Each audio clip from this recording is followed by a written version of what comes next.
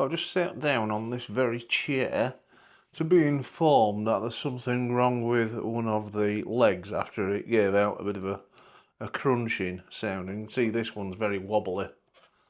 So we're going to have to do something to improve on the situation. So I'll peel back the base and remove the leg. And these are so loose I can just take them out by hand. I think ordinarily you would be in need of an Allen key to remove these. Yeah, it looks like Allen key. So we'll remove the pair of them and remove the leg and inspect the damage. Now, I do have a set very similar at home which I've repaired, and it's quite extensive, which is unfortunate. I wish it had never got a loose leg or it wouldn't have got this far. So we're going to have a little think on how to best repair this. So I've came out to the garage where I've got access to a vise suitable for metalwork. So what I've done is I've knocked up a couple of vise plates, I don't know how this is going to go, out of some surplus cardboard. So I've got that held in the vise now with makeshift vise plates. And what I'm going to do, I'm just going to put some glue in there, and we want to try and flood it to the stage where it works in as far as it can and ideally floods out at some point near the base. I've just rotated the workpiece so I get a clearer view of it both sides. And we've got some Gorilla wood glue, and what I do is I just unscrew the top. I don't bother with the applicator. Now normally what I would use is a cocktail stick just to push the glue in and work it down. I've got to come up with something else now. There ain't any cocktail sticks available to me. I've got a steel blade, so that'll go in pretty deep into the crack. We'll just keep working the glue in. I am actually going to be quite generous with the glue in the hope that I can work that in. But we have got gravity on our side, so I've just been working it in with this lolly stick for now.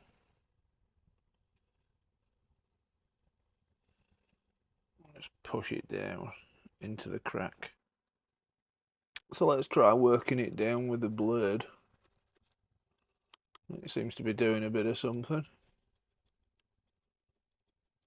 Lower the better for a stronger repair. One thing I did think about, well, maybe just a bit dangerous, but just open up the crack ever so slightly with a screwdriver, but it's a bit of a risk. I've actually opened up the gap using a lollipop stick. I can just pry on that, and it will give me a bit more room and open the joint up to get the glue in. So we'll remove that and just brush the excess in. And then we're going to go over the sides and get a damp cloth to the excess before we cramp it in the vise. So I'll just give the excess a wipe with this old cloth, and there's actually an air bubble forming, which is a good sign. As the glue goes in, it displaces the air. So we're going to have to crimp it. I'm thinking this way in. So there's a corner there, I don't want to lose that shape. So plenty of padding with the cardboard and we should hopefully be alright. So we've got that in the vise, and it's now time to apply the tension. And the glue's coming out quite nicely. And just check on that corner. Hopefully the cardboard will help hold it in shape. And I'm going to keep going until no more glue wants to come out. I don't want to distort the shape of the wood. And we've had a bit of a wipe down. You can see there's maybe a little bit further to go. So I'll just add a bit more tension on it. Keep wiping down, check its position, retension. We'll see if we can squeeze any more out. I think we're nearly there. I can hear some noises what don't sound too good.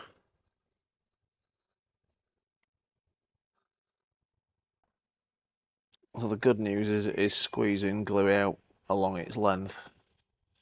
I'm really pleased about that. Well, we're now a couple of days down the line and this is glued up quite well. I'm quite pleased with that. You can see in the end grain, you can just see where the faint outline of the crack is. So we're going to refit the leg to the chair. And we'll just run up these bolts finger tight to start with. And then we're going to put, I've got a tool in mind to use with this. It's not actually an Allen key, so I'm going to have to go steady with it. But it is a hex drive set, so I don't want to overdo it with the force. There's quite a lot of leverage on this. That's as far as I dare go with that. And the counterpart. We're not hearing any crunching noises yet. That's taking the force. And that will do. That leg's nice and secure. So I've just got the back to Velcro on. What I'm going to do is I'm going to go around all the other chairs and just check that the legs are nice and secure, and if not, I will nip them up. Many thanks for watching. Why not subscribe to learn of more low-cost repair solutions?